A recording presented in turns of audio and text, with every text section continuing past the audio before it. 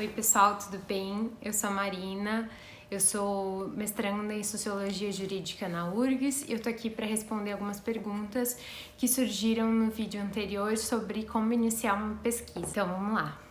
O primeiro ponto que surgiu foi se o tópico precisa ser derivado do tema.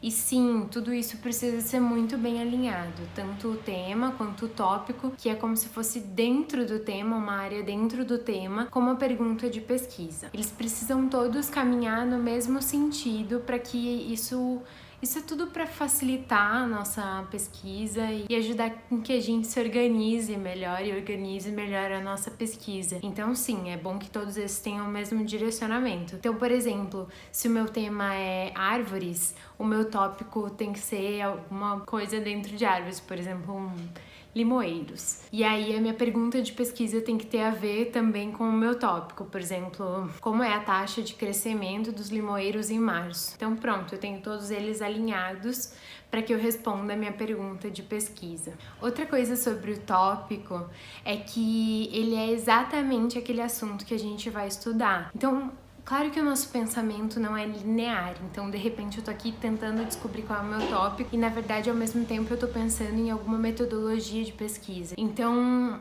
muitas vezes a gente comete o erro de colocar como tópico alguma parte do nosso método. Por exemplo, eu quero estudar limoeiros e laranjeiras.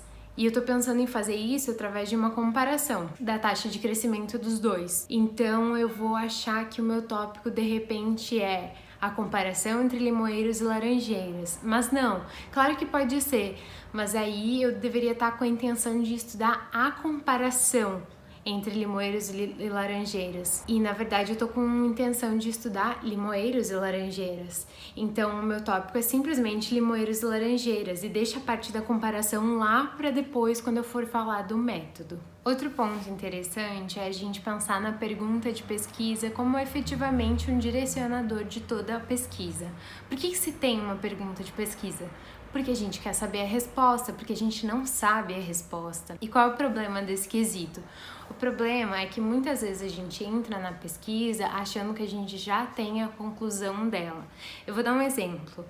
Na minha pesquisa anterior, eu percebi que as pessoas tinham muita dificuldade para entender documentos e a linguagem jurídica em geral. A minha pergunta de pesquisa era quais as barreiras para a compreensão da linguagem jurídica. E, como eu via isso no cotidiano do meu estágio, com as pessoas frequentemente, eu já tinha a ideia de que a resposta para a minha pergunta de pesquisa, pelo menos uma parte da resposta, era de que a linguagem jurídica é muito diferente da falada pelas pessoas no cotidiano, o que faz com que isso seja muito difícil para qualquer pessoa que não tenha tido contato com o direito entender essa nova linguagem. E bom, para mim, essa era uma conclusão que eu inevitavelmente teria no final. Mas o que acontece? Isso, na verdade, era algo da minha experiência e uma opinião minha formada a partir da minha experiência, que na verdade é um motivador incrível para fazer uma pesquisa, mas ela não é mais do que uma hipótese. Ela pode ser até um dado de pesquisa, mas ela não vai ser a conclusão toda da pesquisa, porque o ponto de fazer pesquisa é justamente esse, é justamente a gente descobrir se aquilo é validado pela metodologia científica ou é simplesmente uma opinião, simplesmente uma experiência. É muito importante que a gente esteja disposto a essa hipótese ser validada ou não. E é para isso que se tem a pergunta de pesquisa. É ela que vai ser respondida ao longo de toda a pesquisa. E uma dica legal para quem chega assim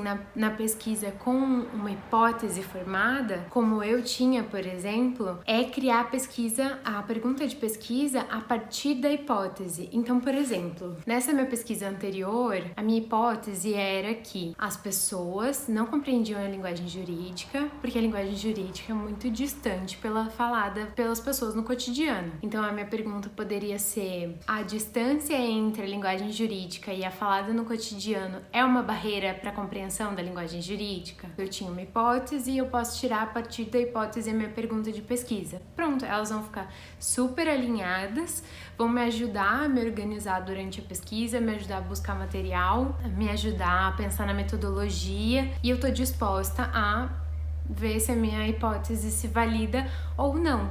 Se a minha hipótese não se validar, não tem nenhum problema. A pesquisa é tão válida quanto, a gente aprendeu da mesma forma e conhecimento nunca é demais. É interessante a gente pensar aqui que no meu exemplo eu fiz uma pergunta cuja resposta seria sim ou não, quando na verdade se recomenda pelo menos que as perguntas deem uma margem maior para respostas um pouco mais elaboradas, porque é complicado terminar uma pesquisa simplesmente com uma resposta sim, não. Então, seria mais interessante uma pergunta que permita uma amplitude maior de resposta. Bom, eu espero que a maioria das dúvidas tenha sido resolvida.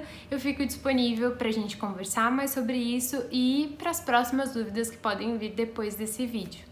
Um beijo e tchau!